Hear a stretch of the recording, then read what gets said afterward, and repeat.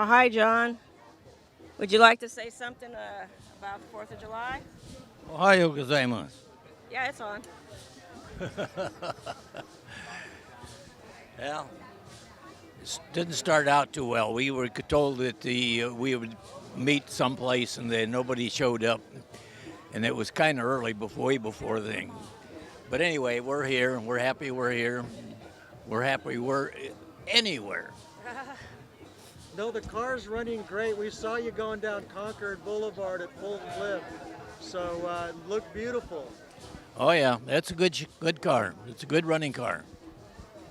Awesome. Well, just let us know what you're doing. And you know what? If you got a second, tell us about your exhibit at Clayton while we're recording here, John, please. Well, they had an exhibit out there, and I heard about it, so I asked them if they would like to have some of my stuff out there. And so I took it out there.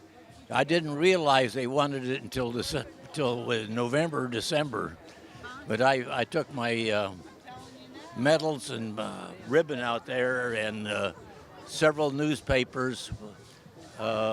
Japan bombs Pearl Harbor and D-Day and Japan surrenders, Germany surrenders. Those newspapers are out there. I hope I get them back. And did you happen to send out that menu? You had like a menu from the ship? I think there's a copy of the menu out there. Yeah. Okay. Yeah, that's kind of some other really unusual and neat scrapbook items you have. Wow. Yeah, I have a menu for Thanksgiving as well as Christmas that I saved for the USS St. Louis. Exactly. Why don't you real quickly just give us like 1 minute here, because it looks like we're not going to start out for a couple of minutes. Just say anything you want to, maybe about Pearl Harbor, about the St. Louis, maybe a quick introduction for someone who doesn't know anything about the USS St. Louis at Pearl Harbor, Hawaii. It was a good ship, and of course, when I went aboard, I went aboard with my sea bag and a hammock, and they showed me where to put the hammock at night, and then where to store it during the daytime, and where my sea bag would be too. Until they found a division for me to get into, and then they for some reason or other, I guess there was somewhere along the line we took a test, and evidently I passed it mechanically enough that they chose me to be a ship fitter. And there was one other guy that was a ship fitter too. But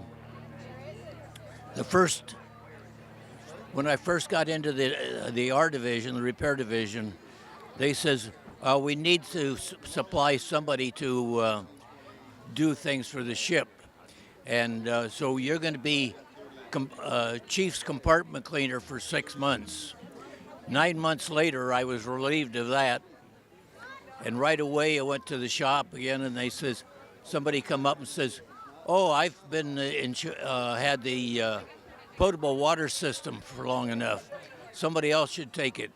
So I was in charge of the potable water system during Pearl Harbor, during the December 7th.